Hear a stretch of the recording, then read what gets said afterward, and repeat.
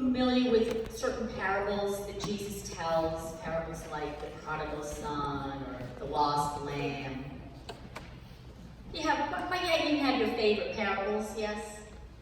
I'm telling you that this parable is nobody's favorite. I read this passage all week and I was just like, oh, this is the worst. I want to be on vacation when this passage comes around again. But anyways, it's often titled The Dishonest Manager.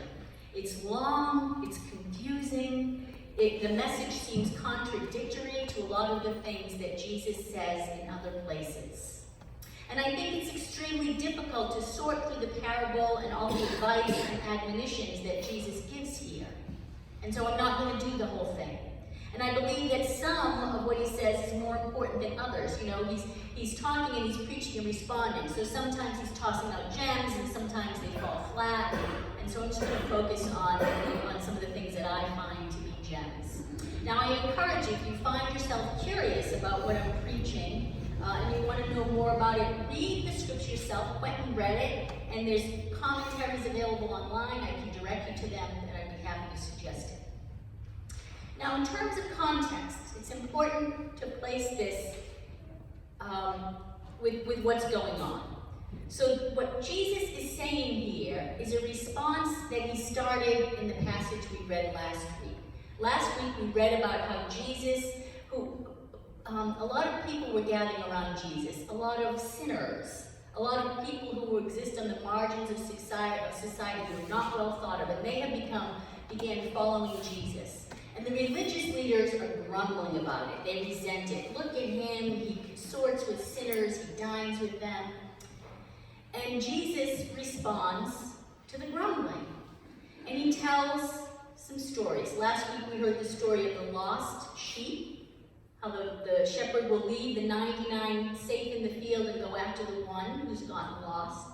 The story of the lost coin, the woman who has 10 coins and drops one and scours the house until she finds it. And both these people, upon finding their lost items, have a party. And then, we don't read this passage at this point, but after this he follows up with the story of the lost son, prodigal son, who again, when the son comes home, there's a party. So he tells 3 stories about things that were lost and found and the celebrations that happened with their finding. And then he tells 2 more stories. He tells this story, and the one that you'll probably hear next week if Reverend Linda stays on point with the lectionary. And both of these next stories begin the same way. There was a rich man. There was a rich man. And here's what you need to understand about the context for rich man stories. Jesus walked the earth at a time when Israel was occupied by Rome. Occupied by Rome. So they were not in charge of their own well-being, their own resources, their own time. They were under the oppression of the occupiers. Now, what do occupiers do with this land they have conquered and taken over? They exploit it. They exploit its natural resources, and they exploit the people who live in that territory. So, they burden people with taxes. So they take over this country, and then they tax the bejesus out of them, right? And the other thing to know about Israel is that it was sort of divided in 2. So Galilee was up north. It was a more agricultural area, poorer. The south was Judea. It was the home of Jerusalem, the capital city, and other cities. So there was a real city, wealth, concentrated, leisure class in the south, and Galilee was the hard-working farmers. So, the Romans taxed the people at a very unwieldy burden. They couldn't handle it, especially the farmers. And so the wealthy people in the south saw an opportunity. And they went up north and they said, we got a deal for you. We will pay your taxes. You don't have to worry about the we'll pay your taxes. In exchange, all you have to do is sign over your land to us. You can live in it, you can live on the land, and you can work it, but it belongs to us, and you will have to give us a tribute. You will have to give us a portion of what you're producing, whether it's wine or olives or wheat. All right, So these were the rich people in the south. So they would send their managers, their stewards, up to the north to collect these tributes. They would come back to Jerusalem, and then they would sell them to the Romans at a very high profit. So the people of Israel themselves sort of collaborated with Rome and put an additional burden. They exploited the workers of the north. So that's the context for rich people. The rich people were not beloved in Galilee. And Jesus is telling the story about the rich people. This manager, Jesus tells, a rich man had a manager who was squandering his resources.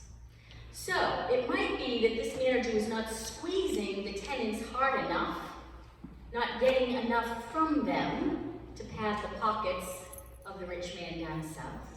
Or it might be that the manager was squeezing them and taking a cut for himself that he shouldn't have. Maybe he had some side deals going on to make his own, to increase his own wealth, which wouldn't have been much. He was not a wealthy man just because he worked for the rich man. So anyways, the rich man finds out about this, figures out I'm not getting enough from the north from this guy, and he summons him and he tells him, you're going to be fired, so get your paperwork in order. Clean up your mess and bring it to me. Now the manager has an epiphany. He realizes how expendable he is to the rich man, and he switches sides. If he hasn't already been giving the tenants a break, he decides to do so now. And if he has, he gives them even more of a break. He makes friends with dishonest wealth. Now, sometimes we read this parable and we assume that dishonest wealth is the manager's dishonesty, because he was squandering the rich man's wealth. But it could be that the dishonest wealth was the rich man's wealth, that they came by dishonestly and unethically. All right, so he used that dishonest wealth of the rich man to ease the burdens on the people most affected by the taxes and the occupation. So Jesus is comparing the religious leaders who are grumbling to the rich man. These religious leaders are people who undervalue other people, who undervalue relationships because they overvalue money and wealth. Jesus talks about being faithful with little and faithful with much, about being faithful with what belongs to another and what belongs to oneself. And again, when we have the kingdom of God entering in the equation, we always need to pause and say, what truly belongs to me? What belongs to God?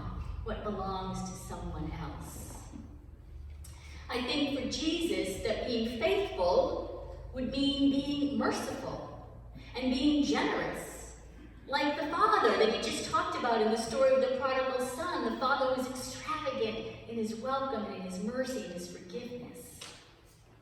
And Jesus commends the manager. He says, this guy gets it. He's more shrewd in his dealings than many of you. Even if the man switched sides and came to this epiphany because his pants were on fire, right? Because for his own selfish gain, his motives might have been questionable at best, but his actions were righteous. His actions were righteous. He showed mercy.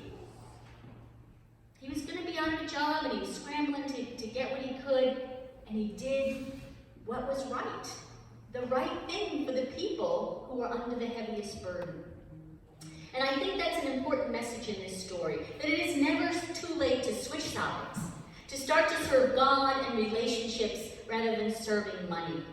Or as Brian McLaren put it, to use money in service of relationship instead of using relationships in service of money. Right? How much are we told to win friends and influence people so that we can increase our wealth, so that we can get more for ourselves? Jesus says, no, it's the other way around. Use your money, honest or dishonest, to serve relationships, to serve people. And then Jesus gives this really hard teaching about how one cannot serve two masters. He says, if you are serving money, if you are focused on getting it and keeping it and increasing it, then guess what? You cannot be serving God. It is not possible to serve money and to serve God, to have wealth as a priority and have faith as a priority. You will either love money and hate God, or you will love God and hate money. Is there anyone here who hates money? I don't. I don't hate it. And that has to give me pause, because I am here as a servant of the church, professing that I follow Jesus Christ, that I long to live in God's kingdom, and yet I do not hate money. I try not to love it, but I tell you, I appreciate it. I like how it makes things smoother. So this is a really hard teaching. I cannot imagine any other preacher saying these words if Jesus hadn't said them first. And again, he uses a lot of hyperbole, so we can soften it if we want to. But is that really the point? To soften it so that we can hold on to our attitudes about money. And again, just before this, Jesus tells the parable about the woman who found a lost coin and throws a party. So this is not a woman who hates money. She was happy. But again, the point of that parable was not that she found the money, but that she celebrated, that she had relationships, that she called the community together. She used that money in service of her connection to her neighbors, not for herself, and not in service to the money itself. The religious leaders hear this preaching about hating money, and what do? Well, they mock Jesus. Scripture goes on to tell us that they love money, and Jesus calls them out of it. He says, you might justify yourselves, your love of money. You might say how much sense that makes. You've got to keep the temple going. You've got to focus on this. You've got to woo the big donors. But he says, God knows your hearts, and they are far from God. Brian McLaren says that once you understand the context of the rich man's stories, the passage is really not that hard to understand. The point of the passage is that money is an obstacle to our relationship with God and our relationships with others. The way we think about money and feel about money and use our money too often indicate that it is what we worship, not God. And so, again, the writer, Luke, doesn't make it easy for us to absorb this passage, but our own mindset also resists the message. We want to focus on that dishonest manager doing the wrong thing, patting his pockets. We might assume at the beginning that the rich man in the parable is God. Because, like the Pharisees, we often assume that rich people are good and deserving, and poor people are worth less in every way. This passage is meant to turn all that upside down. If you love money, you will not value people as they ought to be valued, as they are valued by God. God or money? God or money? Which has it been for you?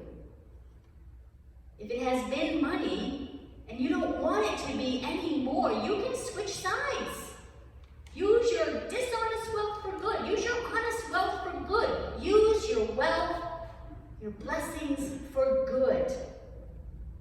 It is never too late to act shrewdly with your God-given gifts as you find your way into the kingdom of heaven. May it be so.